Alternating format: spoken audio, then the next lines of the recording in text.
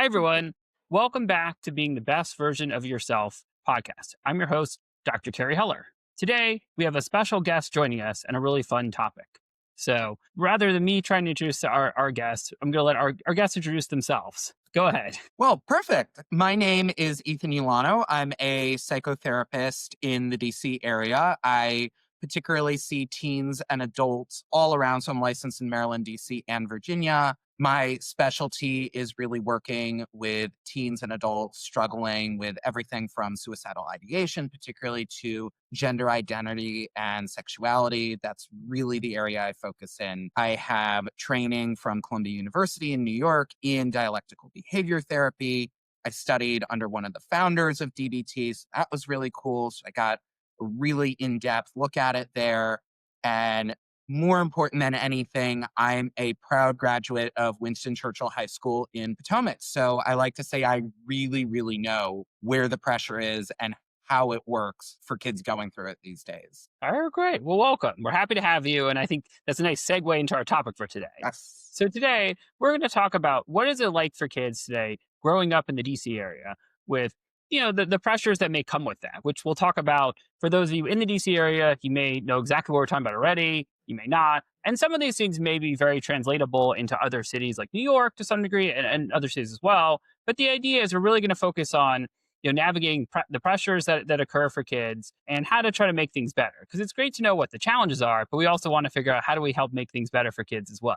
So, Ethan, why don't we go ahead? Why don't you share a little bit about your thoughts on kind of some of the reason, or why don't you explain a little bit about what the pressures maybe look like? And then we can talk about some of the reasons. So if you're a parent in this area or an area with a lot of high pressure, you're likely already familiar with it. But it's good to do a bit of an overview. Kids in this area in particular, I'll start with kids. There is just such a high pressure that even if parents aren't putting it on, it's kind of baked into our system. It's very much, from day one, what are you going to look like as a college applicant? That's kind of how I think of it. And I'm thinking as young as 2 or 3, the daycares we're picking, what schools we're looking at. How many friends does your child have? What kinds of activities do they participate in? Even to a certain degree in elementary school, what are your grades, even though it's elementary school? And this goes all the way up to the time they're in college. Or that they're starting to apply for college. So it's really starting from day one. For parents, I always like to say, I know it's this way in other cities, but particularly in the DC area, you can't start a conversation with a new person or at a work event without the first or second question being, what is your name and what do you do for work? The pressure is already there and we don't think about that. But just by asking right away, oh, you could be a teacher or you could be a hotshot corporate lawyer, those two things, even though in my mind, they're equivalent in what they do for society doesn't look at it that way. So the pressure is already there, just kind of baked into the system. In terms of what the pressure actually looks like, it is very much, what activities is your kid participating? What are you doing with your day as an adult? But more so, it's also the rat race, comparing yourself to others. My kid does Taekwondo. Oh, my kid does Taekwondo. And he does, mathletics after school. Like there's so much competition just baked in, like I said, right there already. And then you start getting into as early as 5th or 6th grade, what is college going to look like? And the schools really heap that pressure on. There's this platform I know where I am in Montgomery County, Maryland. I know they use it around the DC area and in a lot of other places. There's this platform called Naviance. And it's basically this guide for showing you what does applying to college look like? What are the GPAs and the testing scores and everything that you need to get into a new college or a university? And not only is this available, it's a great resource, but they really shove it down your throat. And kids are required to apply for it. They're required to put scores in. They're required to look at it constantly. And then at the end of the day, they put the scores from different universities and schools up outside the counseling center. And then they start putting your GPA and where you got into college outside the counseling centers. And this is a very common practice. And not only do they put your name out there, I mean, it is literally like it would say Carey H, got a 3.9 GPA and is going to Tufts. And you're like, why does that need to be out there? That pressure, again, it's just all in the system. So all your friends are seeing that too. And everyone's comparing it. And then that gets sent to parents. So the parents feel that pressure. So from day And I think that's one, it's just there.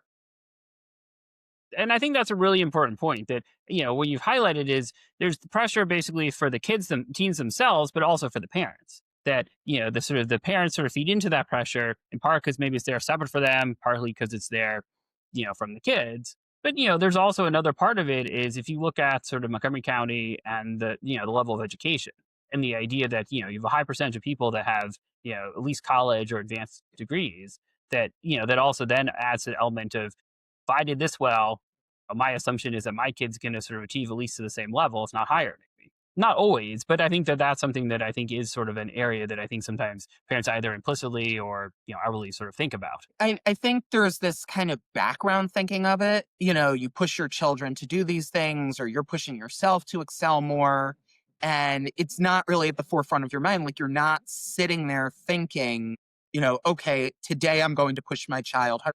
Actually, some people might, but, there's usually not that, explicit thought of today I'm going to push my child harder to do these activities, and you have that thought on a daily basis. That doesn't really happen. It's just kind of there. Right, exactly. I think that's one of the real benefits of this conversation today is the idea because most parents are not intentionally plotting, how can I put more pressure on my kid? Yeah. The idea is like to basically recognize that it's sort of there to begin with and how to help take that pressure off. So there's a lot of ways we can take that pressure off. I think in particular, the first thing is acknowledgement. And if you're hearing that, you might think that's pretty silly. You might think, oh, yeah, I acknowledge it all the time. I'm really talking about validation, this idea that you are not only saying it, but you're saying it with purpose. And you're just acknowledging the facts of it. My favorite analogy to this is when you're acknowledging, the pressures that are in this area or, in any area that you're in, it's like you're going to a movie or you're going to see a show and you get a parking ticket. You press the little button and the gate lifts. What's on that ticket? That ticket has the name of the parking garage, the date, the time, and a barcode. Maybe a phone number to call if something goes wrong. It's not saying you got here late. It's not saying, you suck at parking. It's not saying any of those things. It's just acknowledging the facts. And I think, taking that parking garage ticket mentality, whether it's thinking about it yourself or talking with kids about it, there's just power in validating and saying the facts. Like, I see that it's tough, or I see that the pressure is tough, or I see that the pressure I'm putting on is tough. And we're just starting there. I love how we think that we need to either ignore, treat kids like they're kids, or just, push it aside. The reality is kids know the pressure's there. They're all talking about it between each other. It helps to put it in a way that is just verifiable and just goes right out. Very matter of fact, just says, hey, I hear this is a problem. Because I would guarantee you there's a good vast majority of parents that don't even acknowledge that the pressure is there. The kids know the pressure is there. The adults know the pressure is there. Nobody's saying it. I think there's a lot of power just as a starting point. I'm not saying it's the be all end all, but just as a place to start saying, I see that there's pressure here, or I hear that there's pressure here. I think that can open a lot of doors. And to kids, they just want to be heard. They just want to be seen, especially with everything going on in the world today. They just want to know that someone's hearing or seeing them. And that's why kids tend to have really close knit friend groups. They tend to validate each other pretty consistently. So hearing that from parents could be immensely helpful as a start. No, I agree. I think that's really helpful. And I think it's also a fine balance because, on the one hand, there's definitely want to acknowledge it. But at the same time, if you do have kids that aren't as overly focused on it outwardly, you also want to be mindful not to draw extra attention to it in a way that would then lead them, especially if there's certain kids that are just, sort of in their own world and kind of navigating stuff, especially if they're, predisposed to anxiety and are likely to get more worried by it. So I think you have to figure out how do you kind of handle that in a appropriate way based on where your child is in the moment in terms of that level of it and, sort of this is the setting that they're in for things. That's the beauty of validation to me is that, you're not saying, I hear that things are really hard, and you're doing terribly, or you're too anxious and you need to pick up the slack because you're just kind of floating along. You're very much saying, I hear that it's hard, or I see that this, you see that they're working on something. Every child, when they're working on something, inevitably gets stuck. I have a client, I do phone coaching with my clients and they can text or call me if they need help for things. And I had one text me actually yesterday saying, I am just stuck on this math assignment. I'm going nuts, and I'm panicking. And the first thing we did was, of course, calm down the anxiety. And then we briefly said, what's causing this anxiety?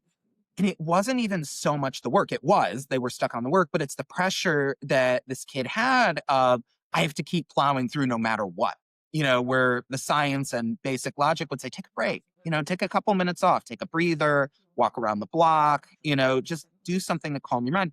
He had this mentality and always has of, I have to plow through, I have to do this. And so I think to your point of, for the kid that might not be the super studier. I mean, I don't know that many kids that are super studiers these days, especially.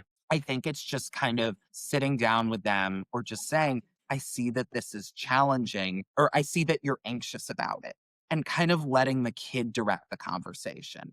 I think that's another thing we try to do too much is we're the parent or we're the adult or we're the expert.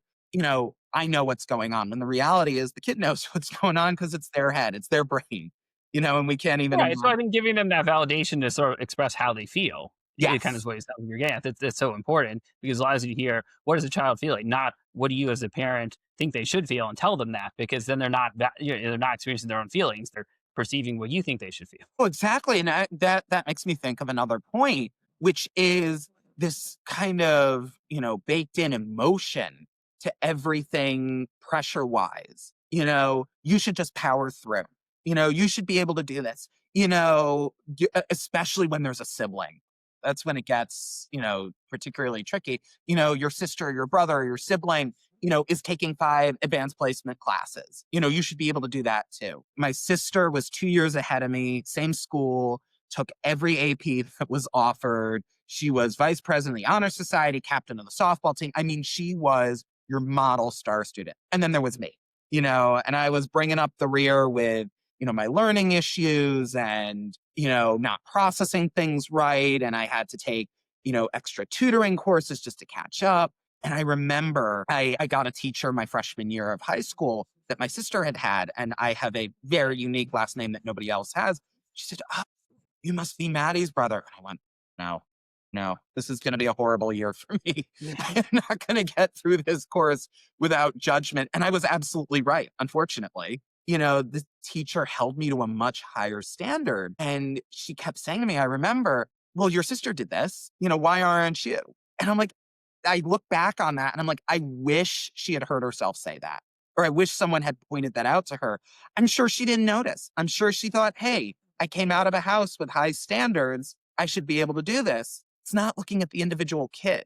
To your point, there are a lot of kids. And probably the reason anybody's listening to this podcast is you have kids or you yourself have an issue that, you're not just coasting through the world. You have Right. ADHD, you have learning issues, and everyone's going to be different. So again, just acknowledging for kids that it might not be the same as their sibling or their classmates, and everyone does differently. And I'm sure you can speak to that too. Yeah, no, I think that's such a crucial point. And I think, I know we've talked a lot about school stuff. And Yes. so I know you mentioned at one point in the beginning about extracurricular activities. And so I think there's also another big piece of things when we look at pressure. That's not just about school and academics, but there's also, sports and various other activities that, certainly can, put a lot of pressure on kids, and that, parents sometimes are very involved with. The other times not as much. But again, I think the same idea of the pressure can apply to a variety of other activities, and this idea of excelling in general, whether it's with a sport, a musical instrument, whatever it is, that I think that's also another piece to navigate. 1,000%. And, it goes back to what I was saying, when I first opened of, it's not just about grades. It's, how many activities are you in? I work with so many high schoolers that, they're freshmen and sophomores in high school, and they're asking me what activities should they be in. And I'm like, you have no interest in playing a musical instrument. Why are you asking me this? And then it hits me. I'm like, because you want your resume to look better. And I call them out on it. And they're like, oh, absolutely. It's about, I want to get into college. And yeah, I have a 3.9 GPA and I have a 4.4 weighted GPA. Don't even get me started on weighted GPAs. But, you know, I have really good test scores. I have really good grades, but I don't do anything. And I was actually talking to a colleague the other day about this, where, parents really get on top of their kids for playing video games. And again, topic for another time, we could do a whole show on that. But depending on what you're doing, there's actually a lot of power in, playing building games that not only stimulate the attention and the mind, but actually serve as a way to calm down. And we don't look at it that way. We look at it as a waste of time. We look at it as something that's not going to advance your life. Taekwondo, playing a musical instrument, playing a sport, playing soccer, being on the varsity team. Those are all things that we prioritize mainly because they look good. We can compare it with other kids. We can compare it with other parents. Colleges look favorably upon it versus you can't put expert player at Minecraft on your resume, unless you're going for computer coding and you really kind of push it. But, these are things exactly like you're saying that there's competition even within that. And then you get into those sports and there's competition to make the team. There's competition to be the top on the team. Right, and then there's the continued competition, as there are different levels of how high can you go in a given sport that pop up a lot. And, I mean, I often think about it with clients and general people I work with is figuring out, like, what is your end goal? The idea that in most cases, the most important thing with the sport is to have fun with it. And that whether we're talking about someone in elementary school and high school, unless your sole purpose is, I'm going to do well at this sport to get into college and use it, and that's their only interest whatsoever in it. The problem is, sort of if suddenly the sport no longer becomes fun because it's at such a high level and there's so much pressure, that's when you sort of have to take a step back and figure out how can I get back to finding my love of this sport if I'm going to continue with it. And so I What? think that's what gets challenging when it becomes a matter of figuring out how am I getting recruited for college with this sport? Or what am I doing with it? Or, how many practices do I need to go to? How much do I need to do on my own? But again, if someone really wants to do that and they have enjoyment of it, that's great. But if they're doing it because they feel like they need to or should, they don't actually enjoy any of it, that's very different. There's a middle ground to it. I was seeing one teenager for a while who he really wanted to be on the football team just to try it. And he loved it. And he would come to session every week and his legs would be all bruised up, but loved every minute of it. And, I love that he loved every minute of it. And at the end of his sophomore year, he said to me, I don't really want to do this anymore. Why? You love football. And he said, yeah, I love the game. Don't love the fact that they're already talking to us about varsity. And I don't love the fact that all anybody wants to do is compete for positions. It's a natural part. Of course, you can't pick everyone to be the quarterback. And at the same time, he was like, it's just all anybody talks about and it permeates the culture of it. He's like, I just want to tackle people. He's like, I just want to get my stress out after school. And yeah, sure, I want to, compete and be the best I can be. He's like, I don't want it to be everything that I do. And that's what it is. Right. Well, that's the hard part is sometimes when you do something and it's so time consuming, you then don't have time for other things. And so you can't create like a well-rounded sort of life because your one activity takes up all your time. And so that's where I think it does get very challenging. And again, not just with sports, but even with, theater and other things where sometimes that one activity takes up so much time that it makes it harder to sort of have a broader range of activities that you do. That's what I don't understand is, when I was in high school, homework was my activity. I would get home from school at 3 o'clock till 7 or 8 o'clock. Some nights there wasn't even dinner. They give so much homework. I'm like, how do kids have time not only for one activity, but two, three, even four activities that they're doing? I was working with one teen who was on the varsity soccer team, who was taking 5 AP classes, who volunteered on the weekends at a shelter, who, was playing basketball with his friends. And I'm like, where do you have time to breathe? Physically, where do you have time to breathe? You I mean, the know, interesting thing about it is that obviously this stuff we're talking about is very time consuming, but think about it this way. So when you have all these hours free after school, for some people, they can buckle down, do the homework, and, it may take a lot of time. And for others, though, the part of it is if they have so much time, it may be harder because they feel like they have so much time. Whereas, when there's people who are short on time, as long as they theoretically have enough time, they then may be more efficient with their time. So it's sort of it's a trade off. But I think also I think you bring a really good point too. The idea is that some people really need all of that available time after school to do homework, and so the problem is then it does make it a lot harder to be able to balance all these activities. Where you get some kids that can work very efficiently, and or not even efficient part, but also processing speed, everything like that. That can sort of make a big difference. If you have someone has ADHD or processing speed challenges, learning disability, things like that, that can sort of aside from all the self esteem impact potentially and all the other things, there's a functional aspect of it takes work can take a lot longer. And so it does make it harder to balance more activities on top of school. And so that's its own, I guess, own set of issues. Oh, absolutely. And I mean, these days, I would argue with the amount of homework that kids are getting, or even the amount of work that parents are getting from their job. I see more and more parents because I work with a lot of parents too, and I do a lot of family therapy. And parents are coming home from the office at 6, 7 o'clock, and if they're working from home, they're not done with work until that time. And then they still have work. I mean, just the amount of work that everyone has is insane. And then, you're trying to cram all these things in. What about downtime? Downtime is shown scientifically to be just as beneficial, if not more beneficial for growth for kids and adults than, stuffing all these activities in. If you have three things you want to do activity wise, go for it. I'm all for it, especially if they're enjoyable. There's also power to just, spending an hour a week, on a Saturday or even, a few minutes after school getting home and just breathing, staring at the wall, just, doing whatever happens in your mind because it is just so stressful. We need that break. And I think Yeah, no, that's I the think most that's that. I would say. Yeah, no, I think that's out. Sorry, yeah, I didn't mean to cut you off.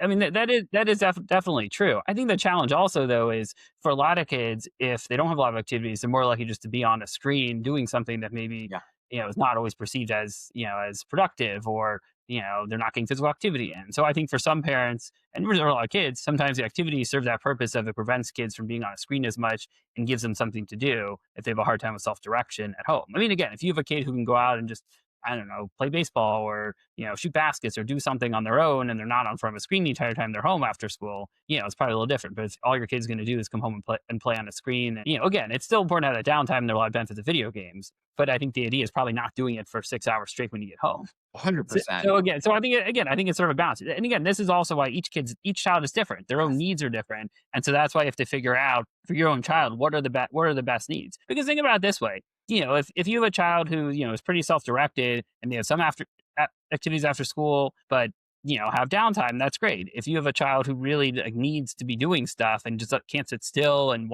having more activities where they are on the go more probably is helpful overall in a lot of ways. So you just have to figure out for your individual child, but what are the direct need, what do they really need? Exactly. And I think that's where I go with, the validation is just it is amazing how out of touch we can be with other people despite, sharing four walls with them, living in the same house, not seeing what their needs are because we're so stuck in our own minds or we think that because a child is succeeding or because we're succeeding that things are good. Things can be falling apart on the inside, especially for a kid with ADHD, a kid who might have subtle autism, a kid, and that again, that's a whole nother episode. I could do like five of these. But, kids who might need those extra supports, kids with 504 plans that, they might just need a little extra time outside the classroom or a few more minutes on a test or exam. There's a lot more going on in the head than that. They're getting those accommodations or they're, spending more time on things for a reason. So I would just say take a step back, giving homework to whoever's listening, so to speak. See, I see that smile. There's a little bit, there's a little truth to it. Take a step back and say, what am I doing with my life? What if there's something I could add that I enjoy, or if there's something I could add that I can restructure and, that would help me. And do the same thing with kids if you have them. What is it that they're doing? Is there something I could help them with? And then going to them again with the validating format, not saying, hey, I think this would be good for you. Because even if it is, and even if they agree, they're going to be kids about it. They're not going to agree with you, at least, in front of you. Even if they do agree in their minds, they might be saying, hey, I just want to check in. How are things going? I want to check in, what are your stress levels? I think you'll be surprised to hear what they have to say. Yeah, no, I think it's really good advice. The idea to really get their opinion on things, because I think that is definitely really crucial. And also to the extent, especially as they get older, the more they can sort of be their own drivers. And literally, when they're older, is probably helpful. But in general, the idea of having more say over their activities, and especially for anything that goes in above and beyond. Like so, even if like, let's say they play a sport. Beyond like whatever the practices are that are associated with the team, if a child's doing a bunch of other I don't know clinics and private coaching things like that, make sure those are things that they're willing and interested in doing. Like I think that's also part of it. That the idea it's not sometimes about the actual activity itself, but it's about the add-ons that come to it. You want to be mindful of is this something that your child generally wants to do and is willing to do, as opposed to sort of just being on their schedule. Yeah, absolutely. It never ceases to impress me that you ask even like, a 5 or 6 year old or a 10 or 12-year old, what is it you want to do? And they'll have an answer for you, you know, And not only is it an answer, it's really, especially at that age, at a younger age, it's from the heart. They don't have that filter yet to say, oh, I don't know if this is the right thing, or I don't know if this is going to look good, or I don't know if this is going to get approval. They're just going to be like, I'm going to play basketball, or, I want to, I want to play an instrument. It's going to come out. And even if it's not possible to get them to do whatever that activity or that skill is, throws you in the right direction. It tells you maybe what their thinking is. And for older teens and even for college kids, just asking what the interests are and hearing what they are, because they evolve over time. And again, even if it's not possible, it's about feeling heard. I think that's the biggest thing. And that's my biggest takeaway from all of this is a lot of kids in today's world where things are just running at 1.5 million miles an hour, sometimes they just want to be heard. Sometimes they just want to be acknowledged. And it helps from parents that sometimes we just don't do it enough. So that would be my biggest takeaway. Yeah, no, I think that's a really important point, and I think probably a very good concluding kind of message to really send to people to just keep that in mind. And I guess in terms of where people can find you, like they want to reach out to you, how can people get in touch with you if they're interested in working with you or learning more about things? Absolutely. I am thrilled. My favorite thing to do, honestly, is, consult with people. I do a lot of one-time consultations if people are just like, I don't know what's going on. I need help with my kid or I need to figure something out. So I'm always happy to chat. But I can be best found at my website.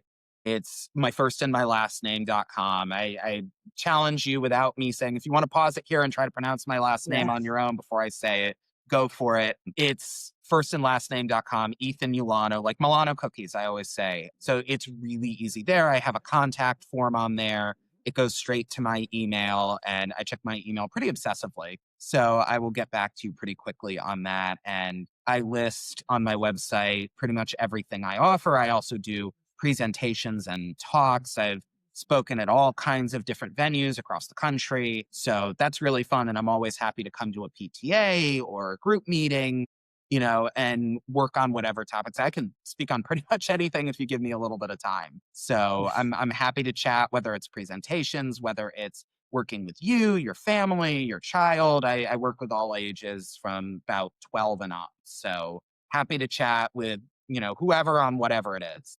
All right, well, great. And I'll make sure all of that gets into the show notes as well. So this way they can click, for anyone interested can, click the link and find your website without having to keep track of the spelling of your last name. Yeah, no, yeah. You know what? I should have thought of that. Nobody ever does. So yeah, check the. You know what? Check the show notes. Don't listen to anything I just said for the last 60 seconds. No worries. Well, really appreciate having you on. Hope everyone out there listening has found this helpful. If you found this episode helpful, definitely like it, subscribe to the podcast, and definitely share this episode with someone who might need it. So until next time, keep listening, and definitely check out past episodes as well if you're looking for resources and other things. And thank you again, Ethan, for coming on today. Well, thank you for having me. I love this. Yeah, absolutely.